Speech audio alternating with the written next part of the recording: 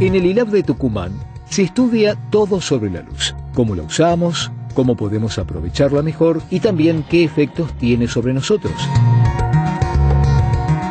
La luz es un importante sincronizador en el sentido de que la luz que penetra en el ojo bloquea la producción de una hormona que se llama melatonina, conocida vulgarmente como la hormona del sueño, que es segregada por la glándula pineal.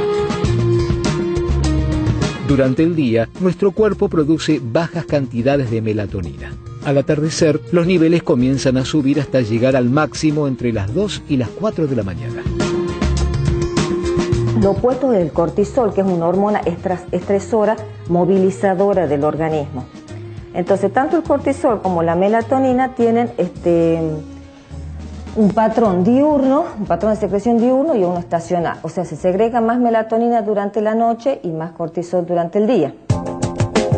Estas diferencias internalizadas en el organismo se deben a las variaciones de intensidad de la luz. Para medirla, se usa la unidad llamada lux. Por ejemplo, la luz de la luna llena durante la noche puede llegar a un lux, mientras que la luz del sol en un día normal puede superar los 50.000 lux. Conocer los efectos de la luz en el comportamiento puede ser muy útil. Se necesitan altos niveles de iluminación para bloquear la producción de melatonina y que la gente se torne más activa, para aumentar el nivel de alerta, de interés.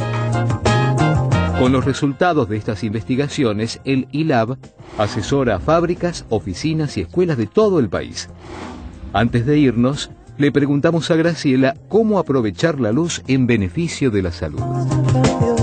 Si me pedís una recetita de luz saludable para que la gente pueda trabajar bien, yo te puedo decir, bueno, 2000 lux, una luz fría, o sea, casi azulada, que esté combinada la iluminación artificial con la natural, por los beneficios de la iluminación natural. Entonces, vos te das cuenta de que con la iluminación es una herramienta muy importante de manipulación, en el buen sentido, manipulación en el buen sentido de la palabra, en el sentido de que podés crear, podés inhibir o podés producir emociones o sensaciones de alerta, de interés, hasta de felicidad. Es una importante herramienta que los diseñadores, los arquitectos, los diseñadores de interiores tienen que tener en cuenta.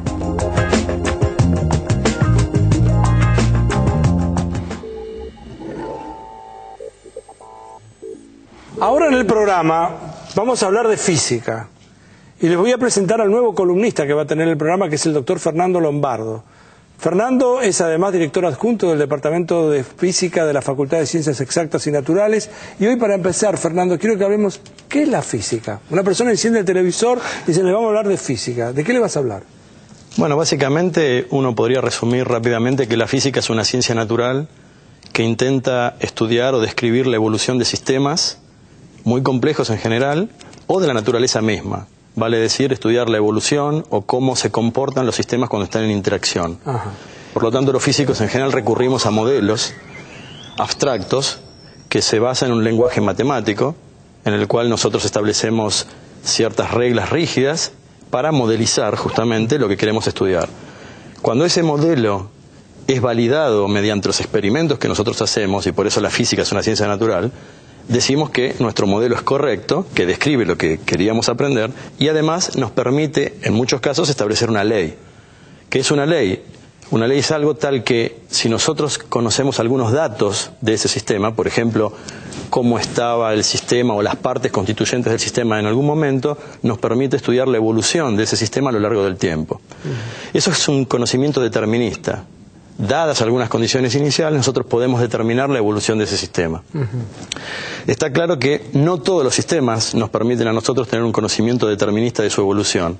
Por ejemplo, la termodinámica es una rama de la física que se dedica a estudiar la evolución de gases, por ejemplo, donde hay 10 a la 23 moléculas en un gas. 10 a la 23 es un 1 con 23 ceros. Detrás, exactamente. Entonces, es un número inconmensurable de pequeñas entidades que, si queremos conocer su posición y la velocidad de cada una al mismo tiempo es imposible. Es imposible. Entonces, la física utiliza variables que son promedios de ese sistema, la temperatura, la presión, hablan del promedio de ese sistema. Entonces, en ese sentido, el conocimiento deja de ser determinista y pasa a ser estadístico o de promedios. Ajá.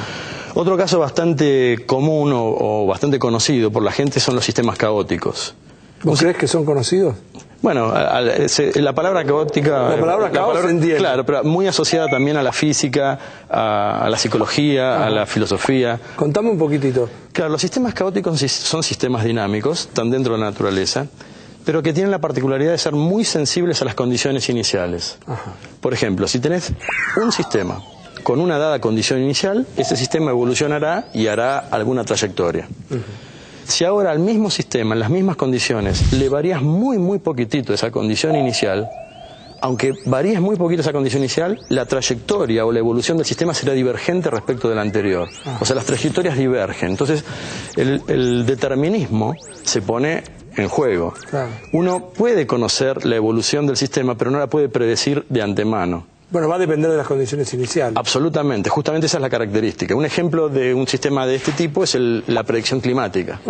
O sea, es muy dependiente de la condición inicial y muy variable, muy no lineal en su comportamiento. De la misma manera, uno podría hablar de sistemas no caóticos, pero sí muy complejos. Por ejemplo, la dinámica de las poblaciones, la dinámica de los ecosistemas en interacción, la evolución del mercado en economía. Todos esos son sistemas muy complejos que tienen muchas interacciones. La evolución de bacterias. El crecimiento de bacterias, el crecimiento o la división celular de células tumorales, por ejemplo. Todos esos son comportamientos de sistemas muy complejos que no responden a un modelo específico que uno puede hacer mediante variables matemáticas, porque hay un montón de conexiones que no se pueden abstraer en una ecuación.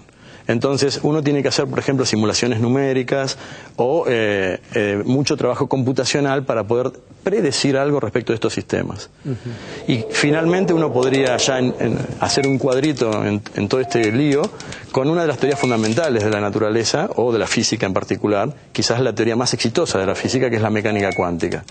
La mecánica cuántica describe el comportamiento de las partículas en una escala atómica y subatómica. Muy pequeñito. Muy pequeño, lo más pequeño que podemos pensar. Y para ello tiene que prescindir completamente del determinismo, puesto que existe una cosa que se llama el principio de incertidumbre. Uno no puede conocer la posición y la velocidad simultáneamente de una partícula de estas. O sea, si conoce la posición, desconoce la velocidad. Y viceversa. Y si mide la velocidad, no puede saber dónde estaba la partícula. Con total precisión. Claro.